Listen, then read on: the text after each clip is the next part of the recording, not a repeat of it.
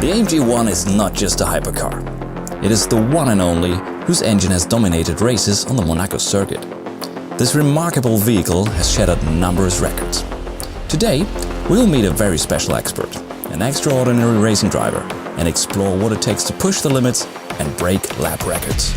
Let's go and pick him up.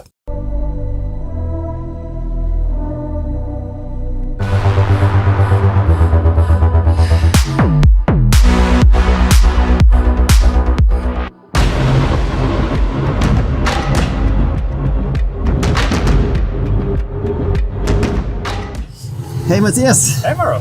How How are you? Good, and you? Very good, yourself? Thanks for picking me up. Yeah. Thought this would be just the perfect car to do it, yeah? That's quite the pickup indeed. So now, let's go for a nice ride. Yeah, looking forward to it. Let's head to Paul Ricard. I'm so happy to be here. I mean, like, you're home right here in the Côte d'Azur, like we're in Monaco. And now we're going to one of the favorite racetracks, I guess, which is former Formula One racetrack.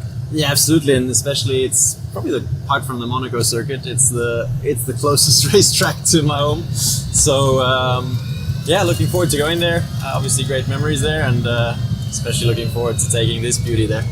Well, while we're just talking about this car already, let's talk about you first. I mean, like, most of our viewers know you as the race driver when it comes to GT cars and an AMG, but I think there's so much more you do for AMG, isn't it? Mercedes-AMG, I guess, knows and shares my passion for the Nürburgring Nordschleife, and obviously, yeah, the project came more and more alive with the AMG ONE, and the target was always clear that we want to set that record, and so that's one of the other things I am allowed to do, I'm charged to do, is setting the lap records. With the AMG ONE, we obviously had a few more than just the Nürburgring Nordschleife. We did Monza, we did Hockenheim, we did Nürburgring Grand Prix track, and we also did Red Bull Ring.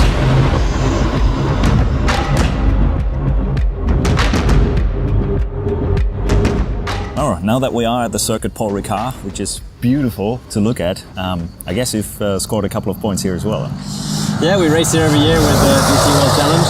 I think it's been 10 years now that I'm racing here on this track, and it's a beautiful facility and always great to come here. It's a great scenery, and actually, to be honest with you, I have much deeper memories because some of my first go-kart races were on the go-kart track at the back outside of the circuit, and I remember some very, very cold winter races here. Yeah. Let's carry on talking about record lap versus what you're used to doing pole laps. So as a race driver, how do you prepare yourself, like talking about you, not just the car and the setup and so on, for a pole lap, for the maximum of performance you can get out of the car at the Nürburgring, for example, versus doing the same thing with a road legal car? To be honest, the mindset is actually quite similar. It's a bit like qualifying, obviously. You're trying to chase the best possible lap time, and in terms of preparation, it's a bit different. We're talking about road cars that are very versatile, so they need to be able to go on a Sunday drive very relaxed. But obviously, we're talking about the AMG ONE or even the GT Black Series, you know, some of the amazing cars we've set lap records with. They have a real racing character in them, and it's a different beast once you take them onto the racetrack, and once you put them, for example, the AMG ONE into track mode, it's a different animal, and it comes alive. But then focusing on the lap itself, it's all about, you know, maximizing every single braking point, hitting the apex nicely, getting a good launch off the corner. So it's exactly the same topics as on the racetrack with my AMG GT3. And yeah, so fun fact in the end is that on all our record attempts, every single one of them, on all the tracks, on Nordschleife, as much as all the Grand Prix tracks, it was always the last run which was the quickest. Oh, so really? The one with the highest pressure, the one where we're just about to be out of time, yeah. Last try, one more try with new set of tires, one lap. So basically, again, that high pressure environment, like in a qualifying, and that seems to work best. So it seems it boosts you as well, right? Yeah, I think it does boost me, and the engineers were joking already that, you know, I'm doing it on purpose, and saying, hey, I mean, you're just trying to build up the suspense and doing it on purpose, but really it just so happened to be. There was no purpose at all. Obviously, you want to go as fast as you can every single time, and on that last run, it was always just, you know, pushing the limit a little bit further and achieving a little bit more lap time. So would you be even faster if you had more time? You say that? That's the question you always ask yourself as a racing driver. some laps are really, really good, and it's probably hard to repeat. Some laps you say, I could have had a little bit more here and there. So it kind of just depends on the lap. But overall, all those record attempts were pretty strong laps, I have to say. So now it's like different racetracks you were racing on and setting record laps, like for example Monza. That is, I wouldn't say a short track, but it's a Grand Prix track. If you compare that to the Nordschleife, which is almost 21 kilometers, you say you have your maximum of concentration on that, but one lap around the Nürburgring is multiple laps around Monza, right? Yeah, it's almost, a bit more than 3 times Monza. And I mean, I've always loved the Nürburgring Nordschleife. Right from the very first time I was able to take a car around there. I played it on my PlayStation when I was a kid, and so once I finally got there, it was special. So I've always had a special connection, and it doesn't feel hard to squeeze out a strong lap there. At the same time, it requires maximum concentration. The biggest difference is, there's no runoff, there's no margin for error. As soon as if there's a mistake, it's going to have consequences. So that's, I think, part of what makes the track so fascinating. But it also means that everything needs to be spot on. So Mauro, tell us, what is it like? You've scored a fantastic lap time with the GT Black Series, a road legal car which is coming from the GT, from a long history. And if you want to compare that to a car which is actually carrying a Formula One engine, which is actually won in your hometown, in Monaco, how is the difference in setting yourself up and the car up as well? It was a little bit different, simply mainly because of the fact that the GT Black Series, similar to my race car, has a lot of setup options which the customers can explore. So you can do roll bar settings, you can do ride height, you can do camber. So all these suspension settings that you can do with the race car, you could do with the Black Series. So when we did the testing, we really tried to figure out and find what setup suited me most, and I spent a bit of time with the engineers refining that. And actually we mentioned all the settings in the press release, so the customers can basically set their Black Series up in the same way, and that really tailored to me. With the AMG ONE, it was a bit different. Well, first of all, I mean, it's more power, 1063 horsepower compared to the 730 from the Black Series, quite a big difference. And the bigger difference even is it's four-wheel drive, so the acceleration is really, really strong. Finally, then it's hybrid, so you have to manage the battery level over the lap. And in terms of driving itself, there are no setup options as such to choose. The car is delivered in its optimal setup state, and once you put it into track mode, that's what you have. And I have to say, the engineers did a really good job, because I felt really confident immediately. The car's doing exactly what you want. So there, it's more, if there's anything I want different, then I need to adapt my driving style. Whereas with the Black Series, I was able to change and fine-tune the setup a little bit more. Here it was more adapting my own driving to the car, and obviously just the limit of the car is just another step higher. It's just another step faster, more downforce again. It's obviously the acceleration and the top speed, which were much higher. So just, adapting to the speeds again, I would say. Yeah. So coming from Monza, for example, which is more like a stop-and-go track, I would call it, the Nürburgring is much more complex to drive on. I guess there's just the crest you're going through, or the compressions you have, the different kind of speeds you carry through the corner, a very long straight. So how do you work with the energy management of that car? So classically, I would say my experience in Formula E helped a little bit with that, where it's about energy management. So the most efficient way, where you lose the least amount of time, is to use all the power to accelerate as quick as possible. And once you reach a high speed, to lift off the throttle a little bit earlier and do what we call lift and coast, so that you just kind of roll to the next corner. And if you pay attention carefully to the video, you'll see that the acceleration isn't until the braking point, but just a little bit before, and you're always lifting off just a little bit before, losing minimal time, braking a few meters later because you're not flat until the braking point. So in the end, the time loss is very small, but you're saving that crucial energy, which in the Nordschleife is also special because you have that really long straight at the end of the lap. So whereas other tracks, even if they were that long, they might have a straight, in the middle of the track where you need all the energy or all the power. Here we have it at the end of the lap, so you really need to save a little bit of energy for the Döttinger Höhe, so you get a good run onto it and have top speed there. So after all the record laps you've now done with the AMG ONE, what was your favorite one? I would have to say the Nürburgring Nordschleife, just because it's the Nordschleife and it's the biggest one, but it's also the biggest challenge. I mean, I would lie if I would say I'm not nervous before such a day. There is a lot at stake. You understand and you know the risks involved. At the same time, you're trying to push boundaries and push for something that hasn't been done before, which I think is in our DNA.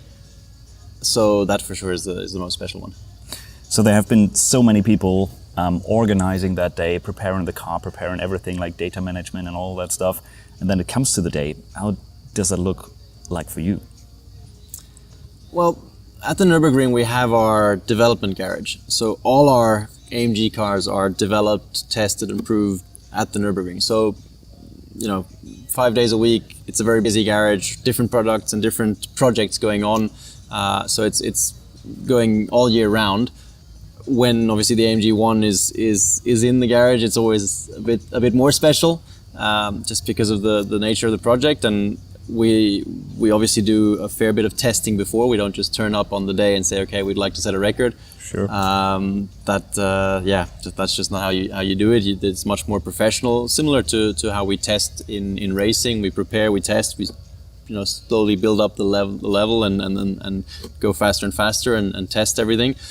And then on the day itself, the car is being checked by the TÜV. So it's being checked that it's fully road legal. There's a notary there. There's the technical control.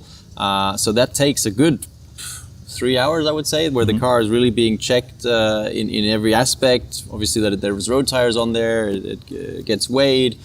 All the elements that are necessary to verify that it really is in full delivery spec condition. Does it happen the day before, or is it at the same day? That's at the same day, okay. Depending obviously a little bit on your time slot, but that happens on the same day, just to make sure that nothing changes, everything is the way it is.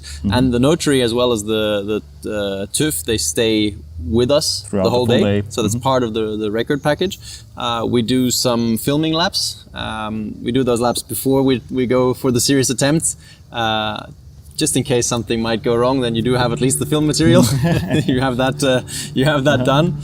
But seriously, yeah, we do some filming, and then as soon as the track is ready, and that's the big part really, you're kind of always hoping for the best possible conditions, because track conditions vary, and for some reason it seems to be something, I don't know, about me or about our cars, but whenever we go for the lap record attempt, whether it was with the GT Black Series or with the AMG ONE, we never found a fully dry track.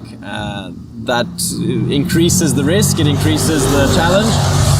Nonetheless, we managed to set the lap records on both occasions, but for sure it increases the challenge for the driver if there's a part of the track which is still damp or a little bit wet. And especially in a section like it usually is down near Bergwerk and Kesselchen up there, it's a very fast section, as you know, and it requires a lot of commitment. So not the kind of section you really want to have any doubt. So Mauro, we've got this beautiful track, we've got an AMG ONE, and we've got you, the record driver.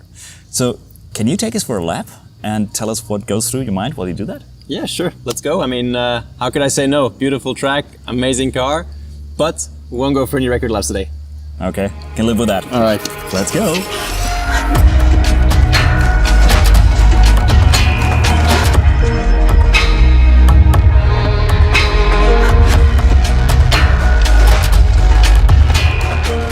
Make sure we get the settings right. Switch to track mode, then manual, ESP off, traction control to 6. All right, good to go. Strat 2.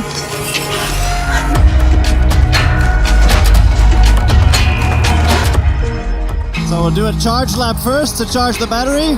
For that, we'll hold the car at about 7,000 RPM so that we have full power for the lap after this. So keep an eye on the temperatures, make sure that everything's good there. Temperatures are warm, but not too warm. My battery stage of charge, which is now at 2/3. So make sure we have that up for the start of the lap. Check the DRS. Okay, battery is nearly full. So approaching the start of the lap, so important to get a good exit out of the last corner. And off we go, DRS activated.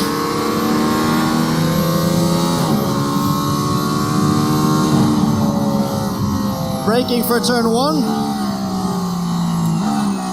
Down to 3rd gear, 2nd gear, entry onto the curb. Get a good exit out of turn 2 and activate the RS. Hard on the brakes again. Bring the car in over the curb. Down to second gear, onto the curb again. First gear down here. Nice to the apex again, and focus on a good exit here. Over to the left. Activate the RS as soon as possible. Top speed coming up here, nearly 300. Hard on the brakes again. Into the chicane. Over to the right. Good exit again.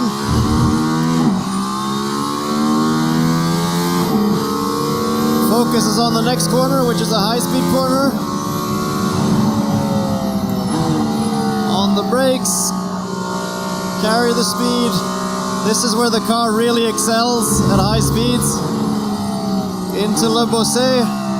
Again, higher speed entry, long corner, second apex.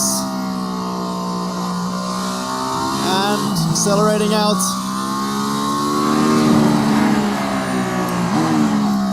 Hard on the brakes again.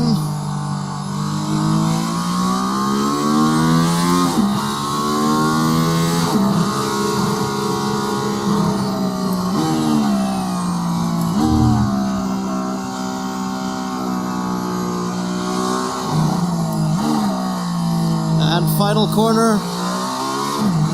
So again, we accelerate out.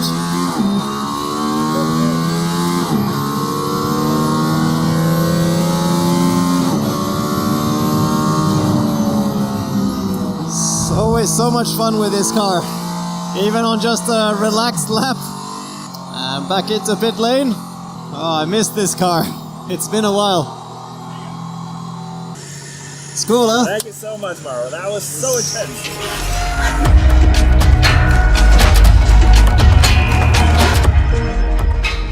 So Matthias, how did you enjoy that?